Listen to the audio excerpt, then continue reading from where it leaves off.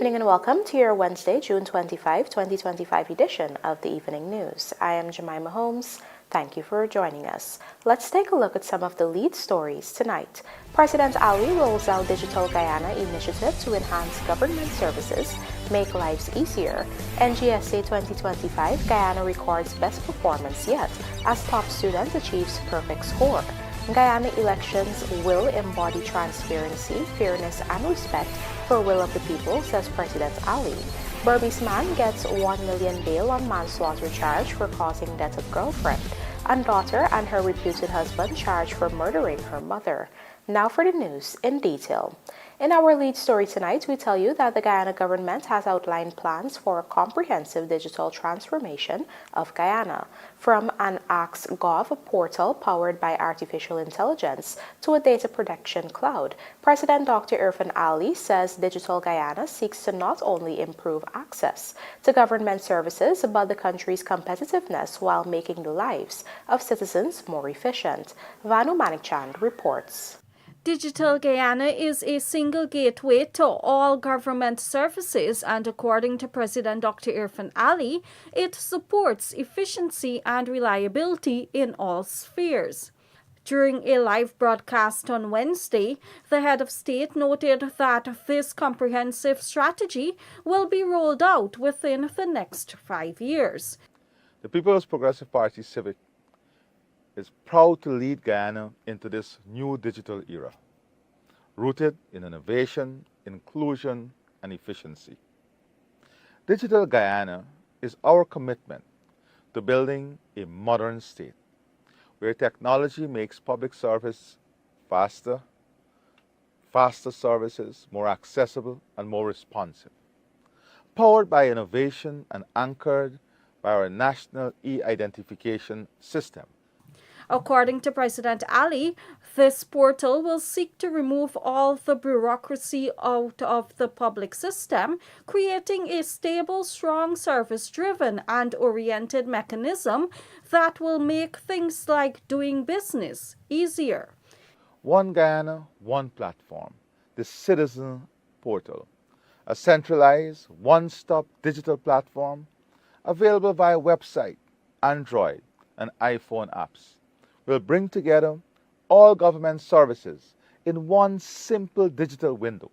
With just a few clicks, citizens will be able to apply for passports, birth certificates, driver's license, and ID cards, access health and education records, file taxes, and businesses can have their registration done online. GRA can have all its services available by just a click of a button. This process has already started. We're going to continue. You will be able to pay your utility bills, apply for housing and construction permits, and much more. Powered by artificial intelligence, this digital platform will also have an AskGov service. The Ask Government is your AI assistant. AskGov will be Guyana's official AI assistant for government services. AskGov will be available 24/7 to answer citizens' questions and help complete tasks like renewing a license, checking your application status, or requesting documents. With all of these new technological features, President Ali assured that systems will be in place for data protection. We have to have sovereignty over our data or information, and we'll be investing in our sovereign AI cloud to store our data, to improve lives, greater accessibility, and reduce the costs of transaction. We are building Guyana's first sovereign AI cloud, which will help Guyana's data within our whole Guyana data, within our borders, keep our data secure. This digital foundation will enable cutting-edge tools, such as big data, to identify trends and support informed decisions in health, education, and security. Digital Guyana will also offer financial services with direct access to commercial banks and other financial institutions, as well as serve as a critical resource for government agencies, all of which are part of the People's Progressive Party civic government's push for a digital Guyana. Reporting for the Evening News, Vanu Manikchand. Vanu Manikchand joins us again to report that under its Digital Guyana initiative, the People's Progressive Party Civic Administration is positioning Guyana to become the digital capital of the region, offering a conducive environment not just for investments, but also fostering tech, education, and careers. Here is more. President Dr. Irfan Ali on Wednesday said Guyana's digital transformation is not just aimed at enhancing lives and doing business here, but also geared towards improving the country's competitiveness, especially within the region. Guyana is on the rise with low-cost renewable energy, abundant land, and a climate-resilient location. We are poised to become the digital capital of the region.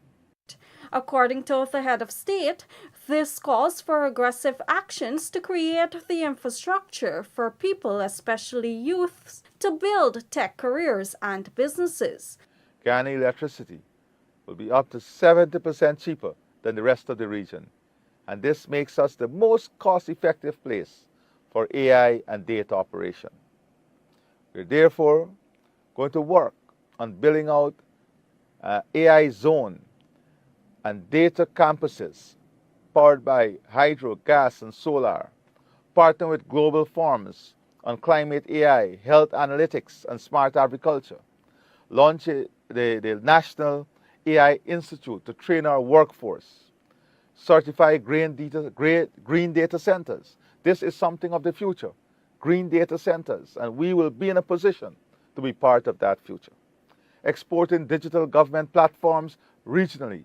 Guyana is also looking at being the creator and regional exporter of digital government platforms that could be licensed and shared with regional neighbors.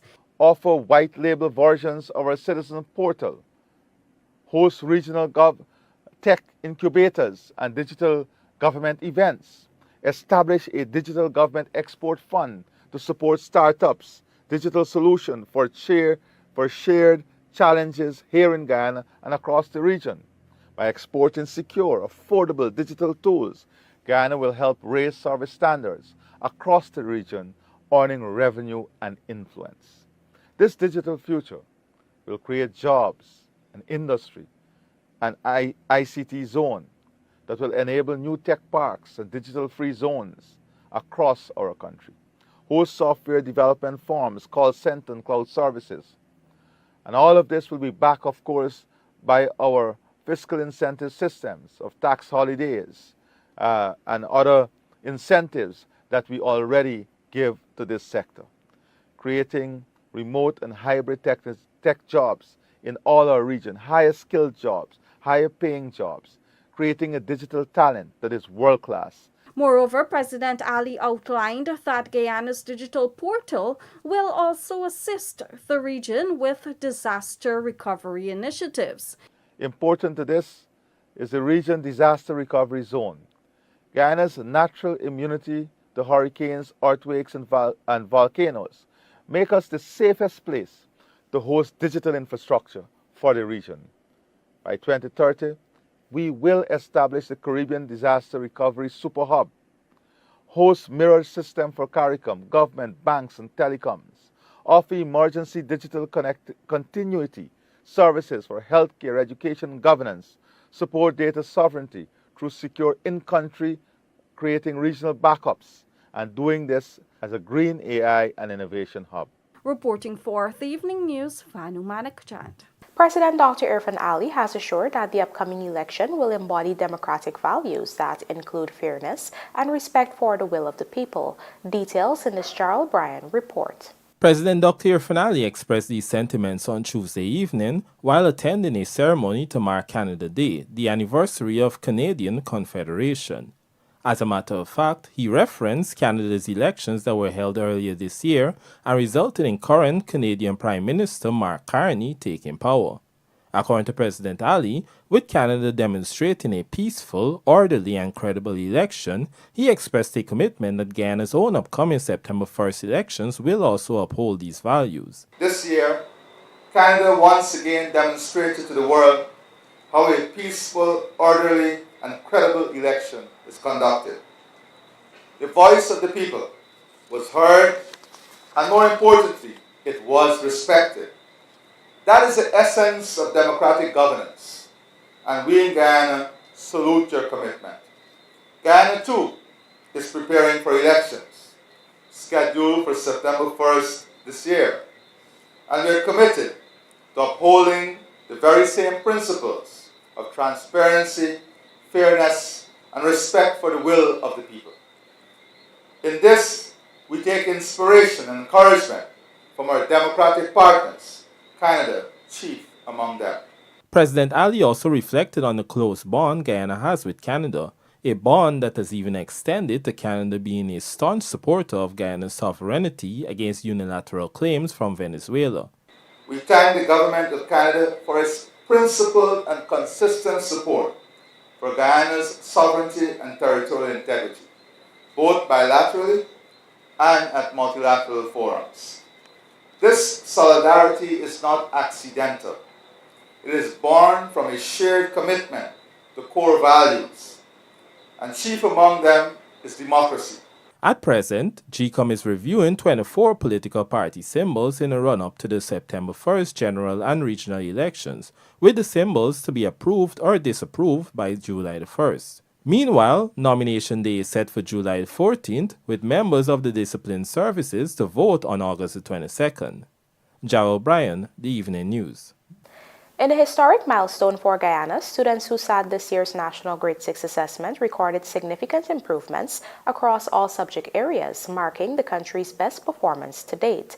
In this Kelroy Williams report, we also hear that this year's top performer achieved the perfect score, marking the first time in 7 years this has happened. On Wednesday, scores of teachers, students, and education officials from across the country gathered at the Otter Chung Conference Center for the highly anticipated announcement of this year's National Grade 6 assessment. Of the 15,813 pupils registered to sit these exams, 15,497 actually wrote the assessment. At the ceremony, a breakdown of the country's performance was provided by Director of Operations Examination Services at the Caribbean Examinations Council, Dr. Nicole Manning. English recorded its strongest performance in the past 5 years with a pass rate of 69.25%. Social Studies also showed notable improvement, with 64.77% of candidates scoring 50% or higher. Science, which had seen a slight decline last year with a 54% pass rate down from 55.11% in 2023, rebounded strongly in 2025. This year, 63.7% of students passed the subject, surpassing the 50% benchmark. Mathematics, traditionally one of the more challenging subjects, also showed encouraging progress. For the first time in the country's history, more than half of the students, 55.51%, passed the exam. So I must say congratulations on behalf of the Caribbean Examinations Council. Good job to the Ministry of Education and more so the parents. Good job. Education Minister Priya Manik-Chan reflected on the state of NGSA performance when she first assumed office. She acknowledged past challenges included COVID-19, but emphasized that due to strategic investments and targeted policies, the education sector has seen a significant turnaround. When I came in 2020, 49% of our children had achieved 50% or more. Today, it's 63.7% of our children who achieve 50% or more, crossing that 120 mark. That's taking more than 3,000 children, actual human beings, and putting them in a place where they could score more than 50% because we gave them the textbooks and the breakfast and the teachers and the classrooms to sit in and the monitoring. The top performing student at this year's National Grade 6 Assessment is Tanasha Destiny Hope Myers of the Academy of Excellence, gaining a place at Queen's College. Myers achieved a perfect score of 100% pass rate of 487.88 marks. According to the Education Minister, this has only happened once before in 2018, with then top student Nalia Rahman scoring a perfect 529 marks. This year's first runner-up place was caught by Kalisa Hampersad of Hughes Darien Primary with 487 marks. She was followed by Christian Caden Ramsey of Mays Under 12 Primary, Michaela Sami of Stella Mars Primary, and Sandaya Swami of Peters Hall Primary, who all achieved 486.96 marks. Achieving 486.91 marks is Leah Gill of New Guyana School, followed by 486.13 marks earned by Asaya Hadia Khan of Isa Islamic Academy and Emma Elizabeth Kiliwan of Academy of Excellence. Meanwhile, among those who sat this year's exam were 115 students with special education needs. Additionally, 91 students wrote the assessment in Spanish. Kelroy Williams, The Evening News. In his message of congratulations to all the students who wrote this year's National Grade 6 Assessment, President Dr. Irfan Ali encouraged stakeholders to celebrate each child's accomplishments, reminding that they are still young and they have their whole lives ahead of them. In his message, the President further assured that no matter their placements, his government is working to ensure equity in education across the country. Here's a look at his message. At 11 and 12, I implore you not to pressure our children into believing that this is the most defining moment of their life. These are young kids. These are kids still blooming on their very, very early stages and in their very early journey of life.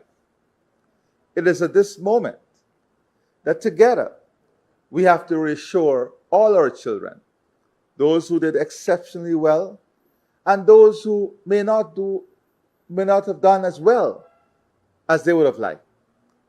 It is at this moment that we must reassure them, that we must be there to tell them that important story, that truth, that they are very young, and that they are at a very early stage of their development, and that this journey of life has many hurdles and twists and turns, but we as parents, teachers, elders, we must not use this moment to make our children believe that this is that separation moment or defining moment. This is just one of that phase in life. We must congratulate all our children, especially those who did exceptionally well, and those who might have been disappointed, or those who might have wanted to be somewhere else. You have so much time ahead of you, and we as a government are going to invest to ensure that the quality of education at the best school in your head is the same quality that is at every school across our country. So you can have access to the same labs, the same technical education, the same quality of teaching, the same quality of learning material, so that this journey would be supported by policies and initiatives that give you that level of equity. Together, let us show our children who would have received their results today that we love them equally. I congratulate all of you once more and wish you all the best in your future. Thank you, and God bless all of you. Coming up, police constable found guilty in fatal shooting of Dartmouth businessman and Beehive man dies in car crash. Do stay with us. More news ahead.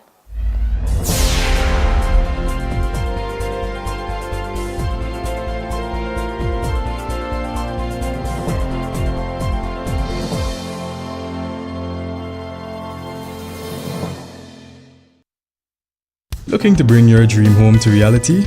Or simply taking on a home improvement project? Then National Hardware Limited is where you should start. Let us put that touch to your home.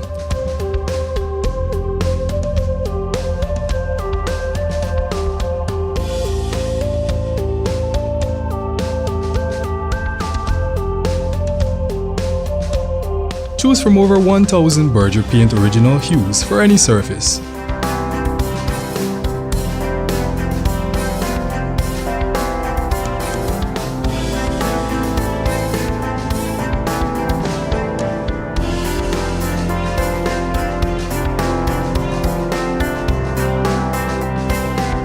We are known for our trusted brands such as Westinghouse, Philips, Sadco, Rubbermaid, Pyrex, Gibson Home, and so much more.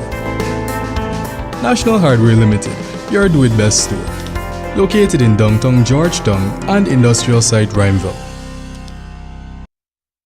Crispy, creamy, what a catch, so tasty. What a catch, with a caramel center. What a catch, and so much chocolate, ooh yeah.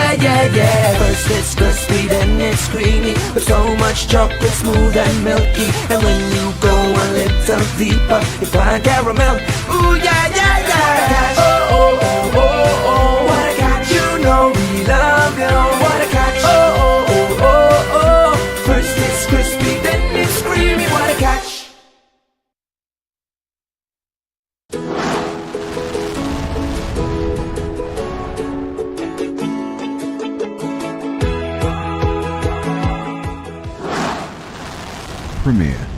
Premier insurance coverage for less.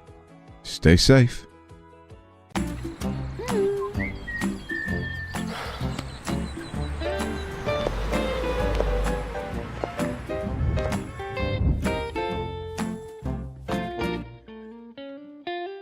Premier insurance coverage for less. Stay safe.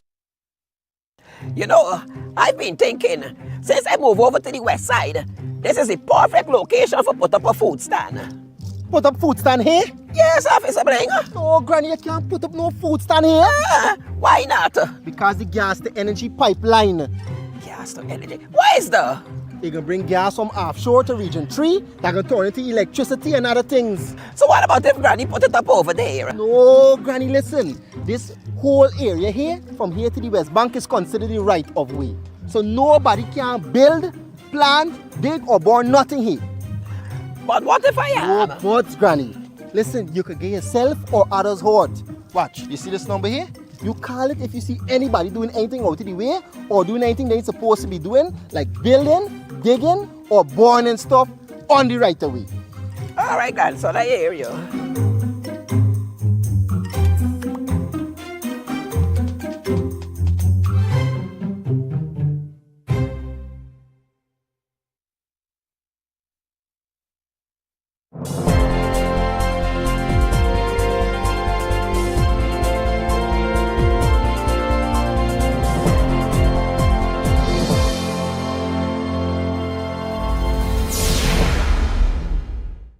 Welcome back. You're watching the Evening News. Police Constable Sherwin Peters was today convicted by a jury for the unlawful killing of Dartmouth Essequibo businessman Erin Boston nearly 4 years after the incident occurred. Appearing before Justice Sandil Kasoon at the High Court in Essequibo, Peters was found guilty of manslaughter following a trial that featured testimony from approximately 25 witnesses. He was remanded to prison and is scheduled to return for sentencing on July 10, 2025. The charge stemmed from an early morning shooting on September 15, 2021, during an anti-crime operation conducted by the Special Weapons and Tactics SWAT unit at Boston's home. Despite the operation, no illegal items were found on the premises. According to the prosecution, led by State Counsel Latifah Elliott, Peters unlawfully shot Boston during the course of the raid. Peters, who chose to represent himself during the trial, was first charged in January 2022 and granted bail in the sum of $1 million. The incident triggered widespread public outrage, particularly after Boston's relatives disputed the police versions of events. While initial statements from the police suggested there was a confrontation, the family maintained that Boston was shot while sleeping. In the immediate aftermath of the shooting, angry residents mounted roadblocks and lit debris in protest, demanding accountability for what many considered an unjustified killing. An internal probe conducted by the Office of Professional Responsibility was swiftly completed and sent to the Police Complaints Authority, chaired by retired Justice William Ramlal. The findings were later reviewed by the Director of Public Prosecutions, who advised that manslaughter charges be instituted against the rank. Peters was officially committed to stand trial in July 2022, nearly a year after the shooting. We now tell you that 59-year-old Giwan Ram Girdari of Beehive Railway Embankment, East Coast Demerara, lost his life on Tuesday in a car crash. The man reportedly lost control of the motor car he was driving and landed in a nearby trench along the Beehive Public Road, East Coast Demerara. The accident occurred at around 17 hours 30.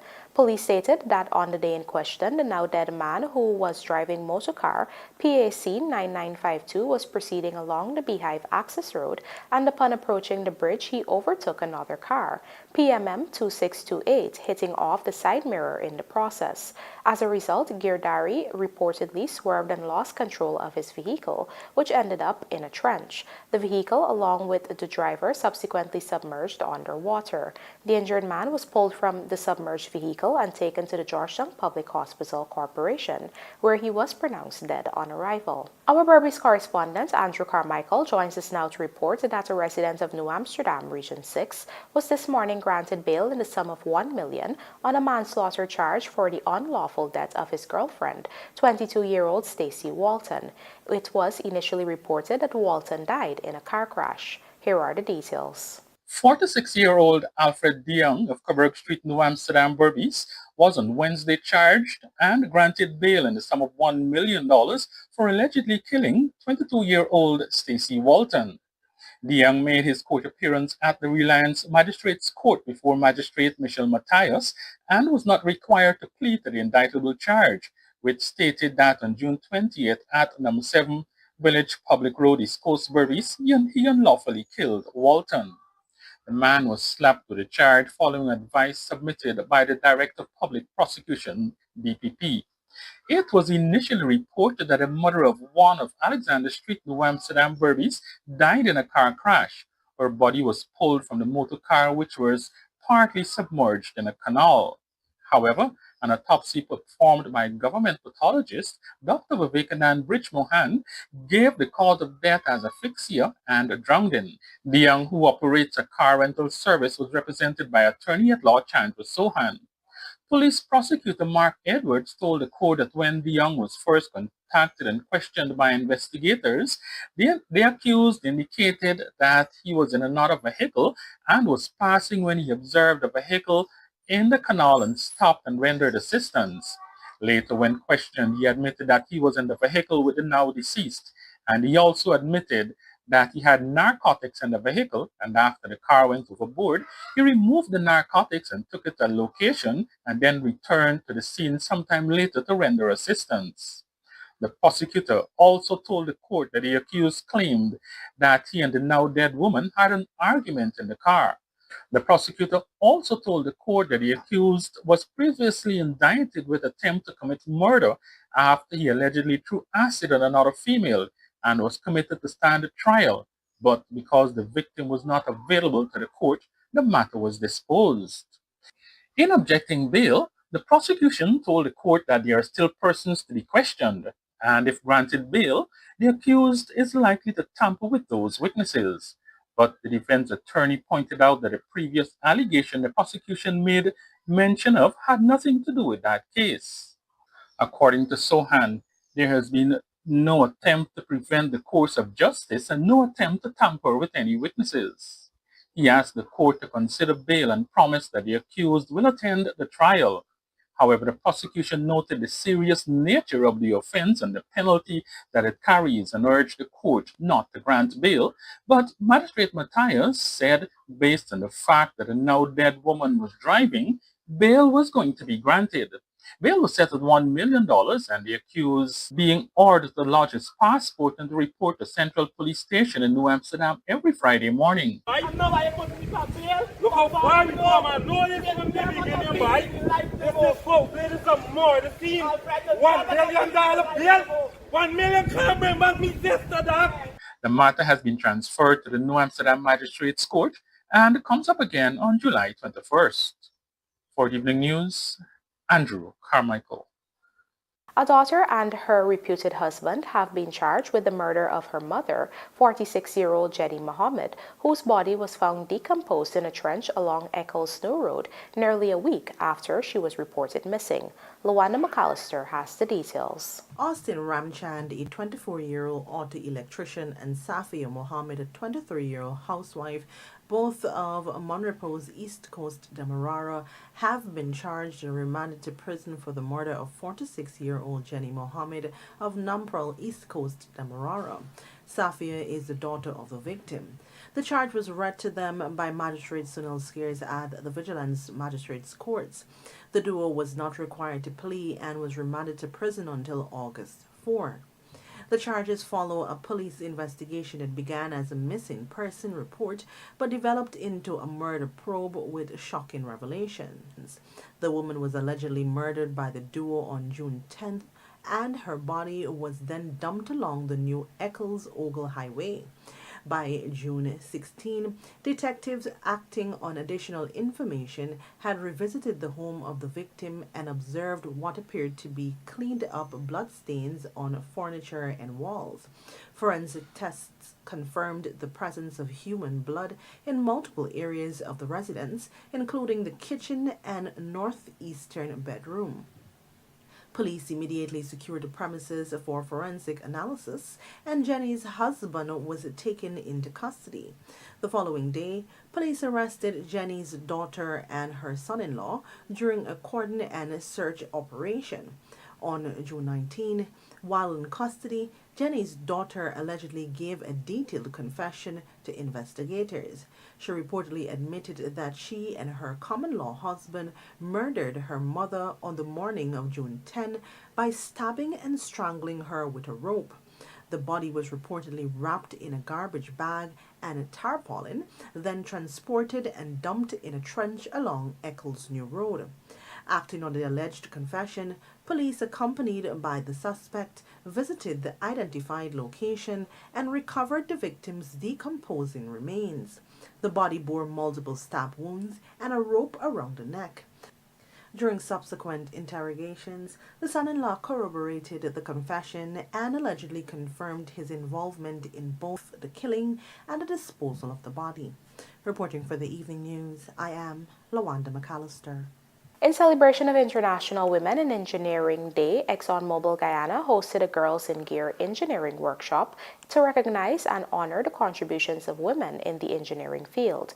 Kelroy Williams joins us to report that the event aimed to inspire and empower young girls to explore careers in engineering while also highlighting the importance of gender diversity within the industry. On Saturday last, ExxonMobil Guyana Limited marked International Women in Engineering Day by hosting its Girls in Gear engineering workshop at the Princess Georgetown Ramada Hotel. The event welcomed over 200 enthusiastic girls from grades 9 to 11, representing regions 3, 4, and 6. These students, participants in the ExxonMobil Guyana-sponsored Family Awareness, Consciousness Together, and Volunteer Youth Corps after-school STEM programs, engage in interactive hands-on activities designed to spark curiosity and build technical skills. Highlights included constructing rockets and building bridges from everyday household materials. The workshop was facilitated by experts from the University of Guyana, UG Society of Petroleum Engineers, Student Chapter, Baker Hughes, Technip FMC, Specialists in Sustained Youth Development and Research, and Curaline.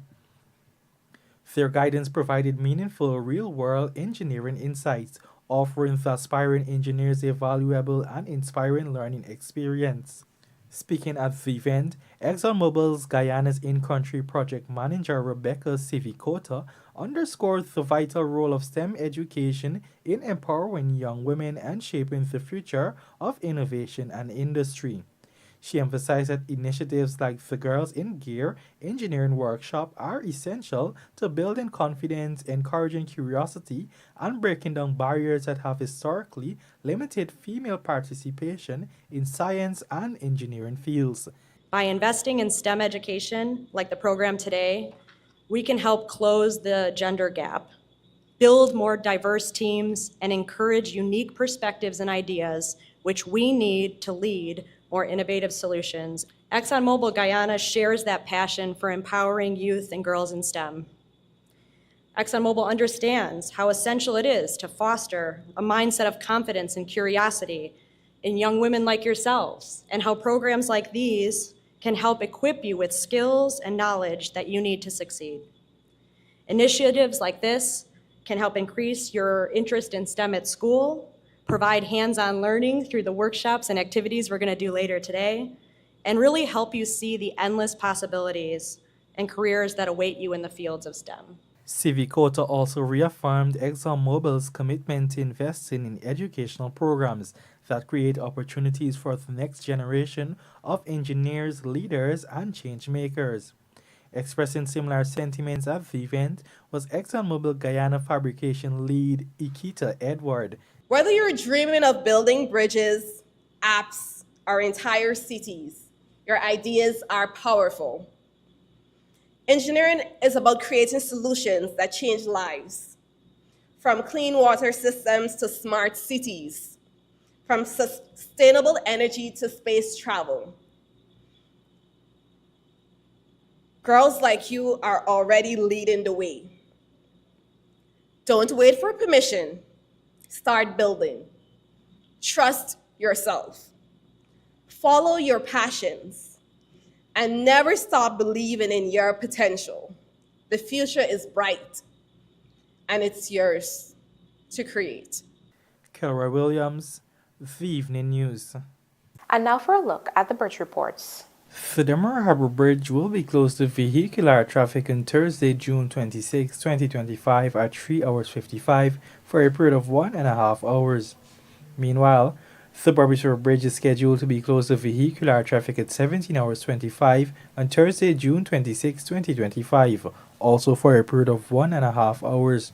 Indian-born Australian all-rounder Nikhil Chaudhry to debut at GSL 2025, and Joseph's forfeit gives Windies advantage over Australia on day one. These stories and more coming up in this evening's Sportcast, sponsored by MacCorp. Did you know you can shop all your cat parts online? Start by heading over to parts.cat.com, select MacCorp as your dealer, and register your name, address, and contact information. Once registered, you can shop for genuine cat parts anytime, anywhere at your convenience. First-time customers receive 15% discount, plus 5% off for every purchase after. MacCorp, let's do the work.